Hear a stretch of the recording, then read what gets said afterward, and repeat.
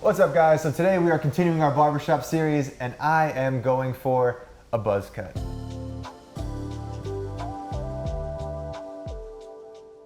What's up, guys? Welcome back to Gents Lounge. I'm George. I'm here with Alex at his barbershop service and supply here in the Arts District. If you have not hit that subscribe button yet, hit that right now. We are here every week talking about men's fashion, lifestyle, and today, grooming. So today I haven't changed my hairstyle probably for the last 5 or 6 years since I've been going to Alex, and we've been talking about the last 3 or 4 haircuts that I wanted to do a buzz cut. And the last 3 or 4 haircuts I haven't had the balls to do a buzz cut. So today we're in here, I figured you guys can come with me and we're going to talk about, what you kind of need to do to achieve a proper buzz cut, and then hopefully I won't hate this when we're done. So I think you'll be here all right. we go. I know you mentioned a buzz cut. I think what we're really kind of going for today is a variation of that, a little bit more modified. It's more of an overgrown or outgrown kind of buzz cut. I gotta ask, are you gonna clipper the whole top or are you gonna do scissors the whole top to the length that you're looking for? I'm gonna do a variation probably, honestly, because it's at this length and we've never actually taken your hair this short. I don't know what it's gonna do, right? So that's one of the cool things about us being consistent, is that I usually know what your hair is gonna do at certain lengths. However, we've never gone this short. So I'm gonna be a little conservative and I'm gonna start cutting into it and seeing how short we can go and still achieve that kind of movement that I think we really want. So it's more of a like chopped down, textured kind of crop top that we're going for versus just a traditional kind of like, let's buzz it down. So if you're looking to get this haircut, you're going to your barber, don't say, hey, let's buzz it off. Tell them you want some movement. I think movement is the key word that I'm going for here. I think what people usually are used to hearing is texture. Movement is what we want. Texture is what you have, right? Movement is what we're gonna give you. Your sides are actually at a really good length, I feel, to have a little bit of contrast between the top and the sides and have it be a bit smoother and not look too militant. Right. I think that's one thing I try to stay away from. I think when we think about buzz cuts, we instantly kind of go to that like, G.I. Jane moment where all of a sudden it's gone and it's one length and it looks like a tennis ball almost. Right. So I like the length that we're at right now. I would suggest if you're going to your barber and you don't want to go for that, like all of a sudden, like, in the army now You've look. enlisted. Yeah, exactly. Maybe you ask for a 2 on the sides and then make sure that the top has that movement that we're kind of going for. I'd say at least just above a 1/2 inch of length left up top is probably right about where we're gonna want it. And again, I'm not gonna just buzz it down because I have no idea what these cowlicks are gonna do at a 1/2 inch. So typically I like to cut hair dry because I feel like it allows me to see what the hair is actually gonna do prior to product, which is why your haircuts are so easy to manage, right? Like without product. Right. Because I know what it's gonna do as I'm cutting it.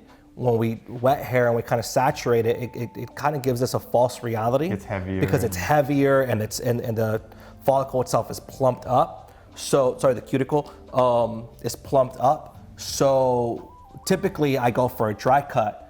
But because we're cutting so much off, I'm gonna wet it. It's gonna be a little bit easier for me to hold the tension that I wanna hold, and then we'll dry it and kind of get into the details of it. And I mean, hair does grow back, but the shorter you go, the longer it's gonna take to grow back. So remember that. Exactly. Yeah, I mean, if you're going for a whole new look like this, I'd keep in mind if you have any kind of, prior commitments coming up, any engagements where it's just like, do I really wanna go? If you're getting married. Yeah.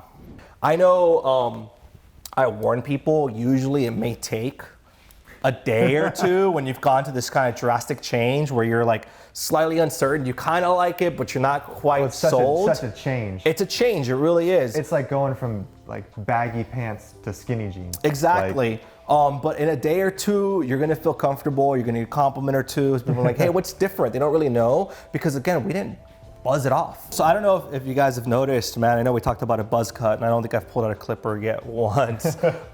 Because again, like. Well, I had my sides done earlier. But. Yeah, and we're gonna probably taper it just a little bit more, blend it into the beard some. But again, this is like a modified kind of overgrown buzz cut look that we're going for. I think that's the sweet spot of buzz cuts is like, If you do it yourself and it's down to like a 1 or a 2 even, like 2 or 3 months into it, where all of a sudden it has like these new directions and you get to kind of play with it, is the best part of it, really.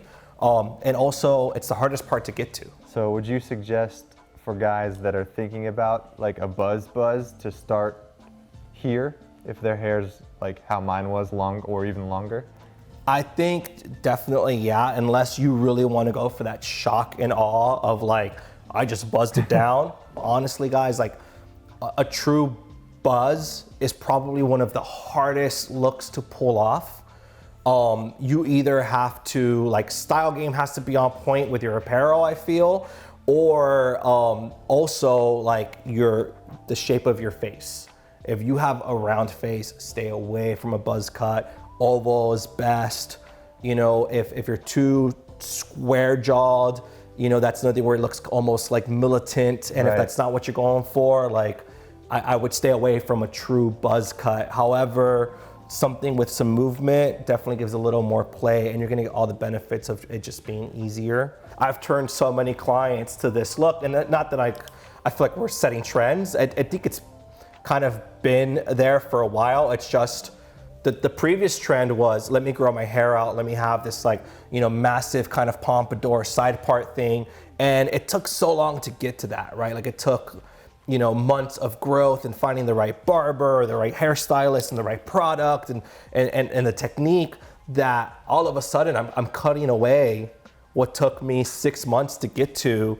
But once you do it, like, you're almost freed of it. And again, like, it's not something, you know, there's still some technique involved here. There's still a lot of thought to like how we're doing this so that it still works with not only your lifestyle, but, you know, like your personal kind of fashion style. Because if we were to do that crazy high and tight, you know, you might want to rethink the way you're wearing some things. Right. So I think that that's important to kind of keep in mind. I know that we're finally getting to the buzzer. Yeah. I'm really just kind of cleaning up this taper a little bit more, just a little bit tighter, so that the haircut can kind of last you an extra week or two. But I'm pretty happy with this so far overall. Let's talk some product, I guess. Right? Yeah. Just Less is always more when it comes to product. So that's a tiny bit. It's almost see-through up towards the bottom there. And then what you always want to do is really work it into your hands and break it down to the point where it's pretty much gone in your hands before we start working it into the hair.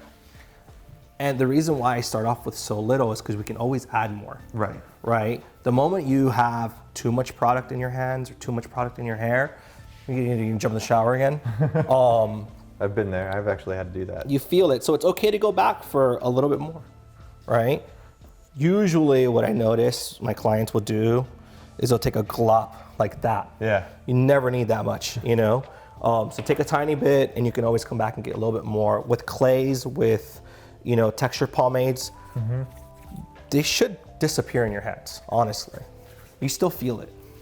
I used the Baxter clay pomade, and it is grippy. Like, you really have to warm it up to get it in there, because if you don't warm it up in your hands, it's like cement. Yeah.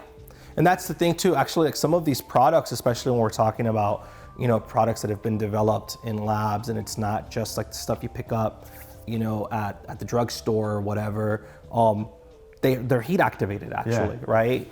They work better once you really kind of emulsify them in your hand, and that's what makes them a bit more malleable so that you can actually spread it through.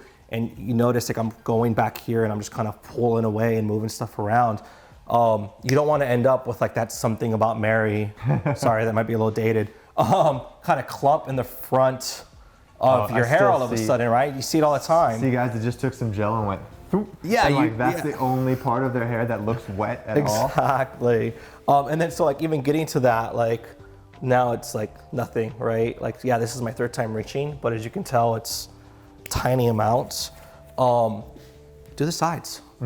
Right? Like, keep in mind that, like, we just, by adding product up top, we've changed the density of it and the finish, right? So up top, we have now all of a sudden a muted satin matte finish. Your sides are gonna have that natural shine to them, and it's gonna look a little odd. So like always, no matter how short your sides are, like the residue, whatever you have left in there, like just work it into the sides and back. It'll make a difference. So that's it? Yeah. Is that a buzz cut? This is our like, This is our buzz cut. yeah, you know, overgrown. Yeah, I dig it. Yeah. All right, guys, so that pretty much wraps up the video. I hope this was helpful. I hope you learned something. I hope you might try out this style. Leave me a comment down below if you give this a thumbs up or what you think of the buzz cut or if I should grow it back out. But if you have not checked out Alex at Service and Supply, I will have a link to him down below. Tell them George sent you if you come in and get a haircut. And if you have not hit that subscribe button yet, hit that right now. Follow us on Instagram at gentslounge, and we will see you on the next one. Cheers, guys.